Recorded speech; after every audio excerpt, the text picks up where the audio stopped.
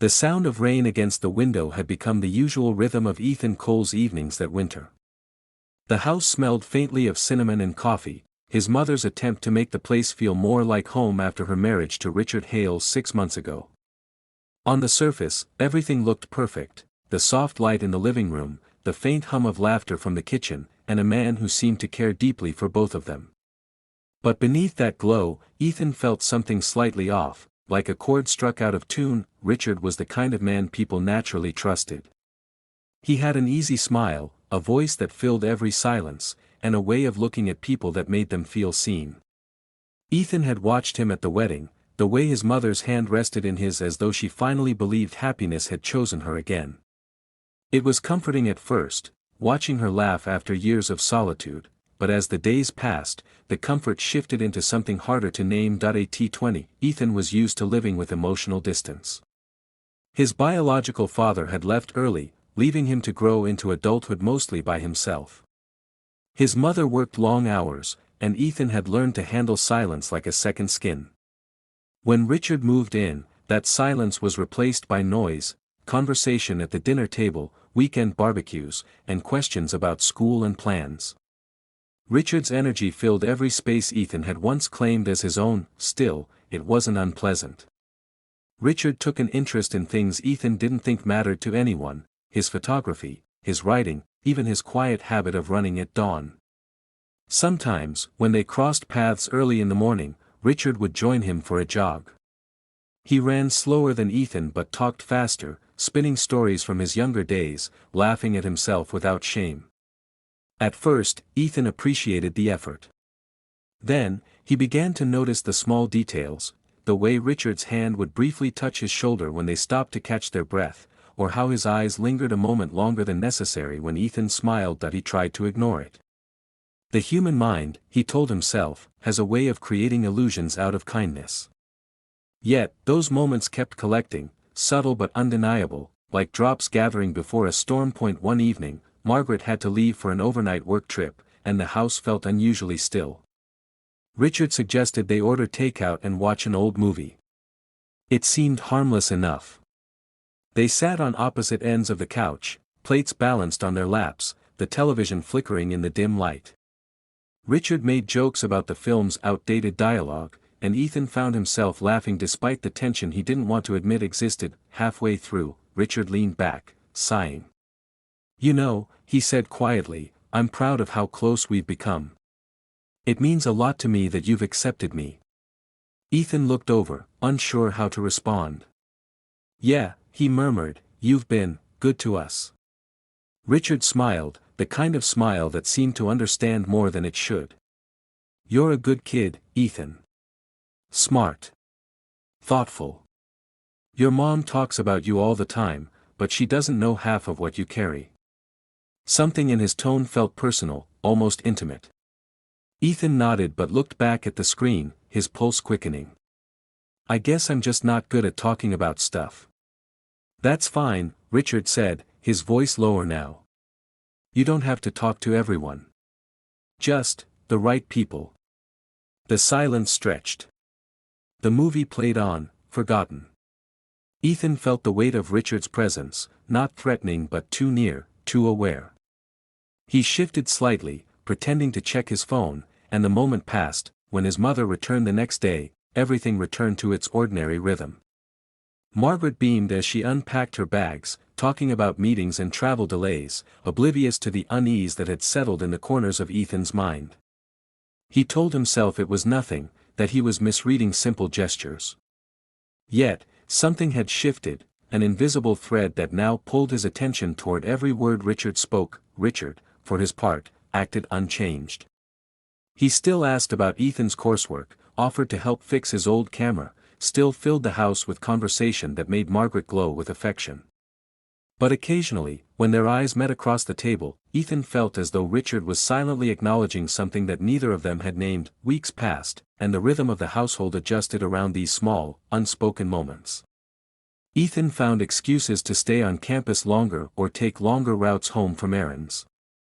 The space helped. Distance made the thoughts quieter. But then Richard would appear at the door with that familiar calmness, offering to drive him somewhere, to talk about a future internship, to share a meal, and the unease would return like an echo. It wasn't attraction, not exactly. Ethan couldn't define it that simply. It was more like gravity, an involuntary pull towards someone who had stepped into his life with warmth he didn't know how to handle. Richard seemed to sense it too, though he never said anything that crossed a clear line. He didn't need to. His presence did the talking. One Saturday morning, Margaret decided to visit her sister for the weekend. She asked Ethan to stay behind and help Richard repaint the guest room. He agreed, more out of guilt than willingness. They worked quietly for hours, the smell of paint thick in the air, both of them stripped down to undershirts as the temperature climbed. When Ethan climbed the ladder to reach the upper corner of the wall, he felt Richard steady it below, his hand brushing his ankle. It was such a small thing, barely a second, but it sent a wave of confusion through him that he tried to disguise with a nervous laugh. "Careful," Richard said, looking up. "Don't fall." "I won't," Ethan replied, but his voice came out softer than he intended. They worked without speaking for a while. When they finally stopped for lunch, Richard handed him a bottle of water, their fingers grazing briefly. Again, too brief to name, too deliberate to ignore. That night, Ethan couldn't sleep. He lay awake, replaying each glance, each silence. He thought about his mother, how she had trusted this man completely, and shame tightened around his chest. He wanted to believe it was all in his head. But deep down, something told him the balance in their home had already shifted, even if no one had spoken of it yet. The next morning, Richard acted as though nothing had happened. He joked about the uneven paint lines, made coffee for both of them, and talked about plans to surprise Margaret with a finished room. Ethan smiled when he needed to, spoke when spoken to, and tried not to look directly at him, but as Richard reached past him to grab a paintbrush, his hand rested lightly on Ethan's shoulder, a simple, familiar gesture, yet heavy with the unspoken. Their eyes met for a heartbeat too long. Ethan stepped back, pretending to check the window. "It looks like rain," he said quietly. "Yeah," Richard murmured, his voice unreadable. "It does." Outside, the first drops began to fall, steady and rhythmic, against the glass, soft, constant, and impossibly familiar. Inside, the silence between them deepened, carrying the weight of something that neither of them dared to name, but both already felt. The days that followed should have folded back into routine, yet they didn't. The quiet of the house returned, Clara's long absences continued, and my uncle's voice resurfaced only by phone, but the stillness felt different now. It was no longer neutral. The memory of Darius lingered like the aftertaste of something rich, impossible to ignore, no matter how I tried. And I told myself it was foolish. He was only a guest, a friend of Robert's, and his visit should have meant nothing. Yet I replayed the smallest details, the timbre of his laugh, the brush of his hand against mine, the way his gaze seemed to rest on me as though there were no one else in the world. That brief encounter had lodged itself deep within me, and I couldn't quite shake it. Clara, meanwhile, seemed even more distant. Her schedule had tightened, her conversations grew clipped, and our evenings together had dwindled to perfunctory exchanges about bills, errands, and deadlines. There was no malice in her words, no overt coldness, just absence, as though she was living in a parallel rhythm that barely intersected with mine. I wanted to tell her what I was feeling, to pull her closer, but each attempt faltered in the face of her distraction. One evening, as I was rinsing dishes, my phone buzzed. A text message from an unfamiliar number appeared on the screen. "This is Darius. Hope you don't mind Robert sharing your contact." My chest tightened. I stared at the message longer than necessary, unsure how to respond. My instincts split in two, one urging me to ignore it, the other leaning toward the dangerous curiosity I had been nursing since his visit. After several minutes, I typed back a simple, "Of course not. Good to hear from you." His reply came quickly. "I enjoyed our talk the other day. You free this week? Will be good to catch up, maybe grab a drink." I hesitated, my thumb hovering over the keyboard. Accepting the invitation felt reckless, but declining felt like denying something I already wanted too much. In the end, I chose a middle path. "I'll see what my schedule looks like." From that moment, My thoughts were consumed by the possibility of seeing him again. The ordinary tasks of my day became perfunctory, my attention drifting toward imagined conversations and the memory of his steady, confident voice. Clara noticed my distraction once or twice, asking if something was wrong, but I brushed it off with vague mentions of work stress that a few days later, I found myself walking into a quiet bar downtown. The decision had not been deliberate. It felt more like surrender. Darius was already there, seated in a corner booth, his posture relaxed and his expression brightening when he saw me. "Ethan," he said warmly, standing to shake my hand before we sat down. "I wasn't sure you'd come." "I wasn't sure either," I admitted, attempting a half smile. The drinks arrived, but neither of us paid much attention to them. Our conversation began with easy topics: travel, work, my uncle's eccentricities, but gradually drifted toward deeper ground. Darius asked questions no one else had in a long time. What I wanted from life, whether I was happy in my marriage, what I thought about when the house grew too quiet. His curiosity wasn't casual. It was deliberate, probing, and I found myself answering honestly, even when I shouldn't have. "You ever feel like you're just existing?" I confessed, surprising myself with the bluntness of the words. "Like you're doing everything right, but missing something vital?" Darius leaned back, his eyes fixed on me with unsettling intensity. "More often than I'd like to admit. But the difference is when I feel that way, I chase what's missing." His statement lingered between us, heavy and charged. I shifted in my seat, acutely aware of how close his knee was to mine under the table that we left the bar later than I expected, the night air cool against my skin. When we reached the corner where we would part ways, Darius placed a hand on my shoulder. The touch was casual in appearance, but it sent a sharp current through me. "I'm glad you came," he said softly that I nodded, unable to form words. As I walked away, I felt his gaze on my back, and the weight of it followed me home. Clara was already asleep when I returned. I slipped into bed beside her, staring at the ceiling, the smell of Darius's cologne still clinging faintly to my shirt. I closed my eyes, but instead of Clara, it was his face that filled my mind. The following days unfolded in the same disorienting rhythm. Darius and I exchanged messages, each one careful on the surface, but charged with unspoken undertones. He had a way of turning even simple words into something intimate, something that reached past the walls I had built around myself. I tried to limit my responses to keep things platonic, but the effort was hollow. Every message left me wanting more. One afternoon, he suggested stopping by the house again. My heart pounded at the idea, though I told myself there was nothing inherently wrong with it. After all, he was my uncle's friend. But beneath that rationalization lurked the truth. I wanted to see him, wanted the space of the house to feel alive again in the way it had when he first sat in the living room across from me. When he arrived, the same quiet tension took hold, thickening the air around us. We spoke about ordinary things, music, books, the frustrations of daily life, but every word seemed to carry a second meaning. Every glance stretched just a little too long at one point. I stood to adjust the blinds, and when I turned, I caught him watching me. Not with idle curiosity, but with an intensity that made my breath falter. Our eyes locked, and the silence stretched until I broke it with a nervous laugh. "What?" "Nothing," he said, though his smile betrayed him. "Just noticing." I sat back down, pretending to focus on the conversation, but the atmosphere had shifted.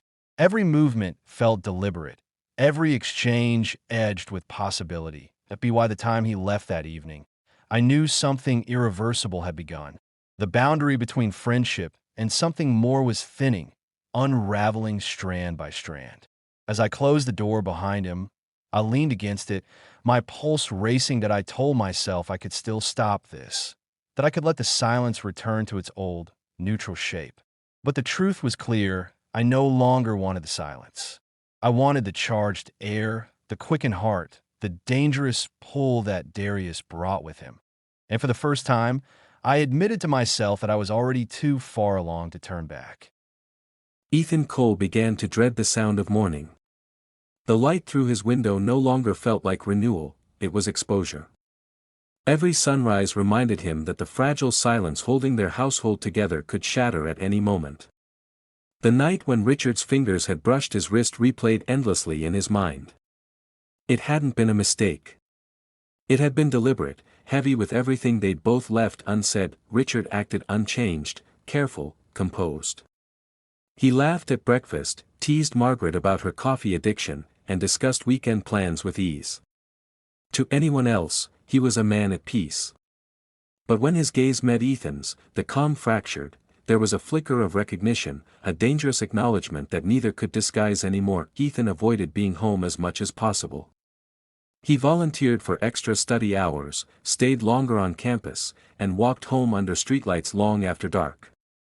Yet, no matter how far he went, he carried the house within him, the scent of coffee in the mornings, the sound of Richard's voice from the next room, the memory of a touch that refused to fade. The tension became unbearable the night Margaret invited friends over for dinner. The evening was full of laughter and polite conversation, but Ethan could barely breathe. He watched Richard play the charming host, pouring wine and making everyone feel seen, just as he had once made Ethan feel. The realization hit him with quiet cruelty. Richard's warmth was a performance, tailored perfectly for every audience. Later that night, when the guests had left and Margaret had gone upstairs, Ethan lingered in the kitchen, rinsing dishes just to delay sleep. Richard appeared behind him, setting a glass on the counter. "You were quiet tonight," he said softly. Ethan didn't look at him. "Wasn't much to say." "I noticed," Richard said. "You've been distant lately." "Maybe I'm trying to do the right thing," Ethan replied, his voice sharper than he intended. Richard stepped closer. "And what do you think that is?" Ethan turned then, meeting his eyes. "Not this," he said quietly. The silence that followed was suffocating. For a moment, neither moved. Then Richard exhaled slowly and nodded. "You're right," he said. "You always have been." He turned away, walked to the doorway, and paused. "But you can't pretend there's nothing here." Ethan's throat tightened. "You're married to my mother." "I know," Richard said. "And I love her. But that doesn't erase what's real." Ethan stared at him, disbelief mixing with anger and something far more painful. "Then stop pretending you're the good man she thinks you are." Richard's expression faltered, and for the first time, Ethan saw something like guilt flash through his eyes. Without another word, Richard left the room, and Ethan stood there alone, the sound of rain starting again outside the window. Over the next few days, the distance between them turned cold. They spoke only when necessary, their words careful, their movements rehearsed. Margaret sensed the tension but misread it as a typical father-son clash. She tried to ease the air with jokes, unaware that every laugh only deepened Ethan's guilt. One afternoon, she came home early and found Ethan in the living room, staring blankly at a photography portfolio. "You've seemed off lately," she said gently. "Is something wrong between you and Richard?" Ethan's stomach clenched. "No," he lied. "I've just been tired." She smiled, relieved. "Good. I'd hate to think there was tension. He really tries, you know. He talks about you all the time." Ethan nodded, his throat aching with unsaid words. "I know he does." When she left the room, he felt something inside him break, a sharp, quiet fracture that left nothing but exhaustion in its place. He couldn't keep living in the space between guilt and silence. Something had to give. That evening, when Margaret went to bed early, Ethan found Richard in the study, reading. The air between them was heavy, motionless. "We can't keep doing this," Ethan said. Richard looked up, expression unreadable. "Doing what?" "This," Ethan said, his voice trembling. "This pretending. These looks. The things you say. It's wrong." Richard stood slowly, closing the book. "You think I don't know that?" "Then stop," Ethan said. "Stop before it destroys her." For a long moment, Richard said nothing. Then he nodded. "Maybe you're right," he murmured. "Maybe we already have." He walked past Ethan, pausing at the door. "You should tell her," he said softly. Before I lose the courage to. Ethan stood frozen as Richard left the room. He didn't move until the sound of the study door closing echoed down the hall that he didn't sleep that night. The rain fell harder than usual, beating against the windows like a warning. At dawn, he found his mother in the kitchen, humming softly as she poured coffee. She smiled when she saw him. "You're up early." "Yeah," he said. His voice trembled slightly. "Mom, can we talk?" Something in his tone made her set the mug down. "Of course," she said. "What's wrong?" Ethan hesitated, the words lodged in his throat. He looked at her, her tired eyes, her faith in the world she'd rebuilt, and knew that whatever he said next would change everything. Before he could speak, Richard walked in. Their eyes met, and for a split second, understanding passed between them. Margaret glanced between them, confusion flickering. "What's going on?" Richard's voice broke the silence. "Margaret," he said quietly, "there's something I need to tell you." Ethan closed his eyes. He didn't want to hear it, but it was too late. The truth, long restrained, had found its way to the surface, the rest unfolded in fragments: Margaret's disbelief, her tears, Richard's apology that sounded more like self-defense. Ethan tried to speak, to explain, but no words could make it less cruel. In the end, Richard left. Margaret stood in the doorway, silent, her expression hollowed by betrayal. Days passed before she spoke more than a few words to Ethan. When she finally did, her voice was quiet but unrecognizable. "You could have told me sooner," she said. "You both could have." "I didn't know how," Ethan whispered. "I didn't either," she said, turning away. "But that doesn't change what's broken." She left for her sister's house the next morning. Richard didn't return. The house, once full of laughter, was now filled only with echoes. Weeks later, Ethan sat in the living room, the rain falling again outside, steady and indifferent. He thought about the choices that had brought them here, the glances, the silences, the things neither of them had stopped soon enough. He realized that betrayal wasn't always loud. Sometimes it grew quietly, disguised as affection, until it consumed everything good around it. That he opened his old journal and began to write, not to excuse, not to confess, but to remember. Some truths, he realized, had to be faced to be survived. By the time the rain stopped, the pages were full. The house remained silent, but the air felt lighter somehow, as though naming the pain had finally set it free. Outside, the sky began to clear, pale and uncertain. Ethan looked out the window, unsure if forgiveness would ever come, but knowing he no longer needed to wait for it. The story was over. What came next would have to be built from the ruins.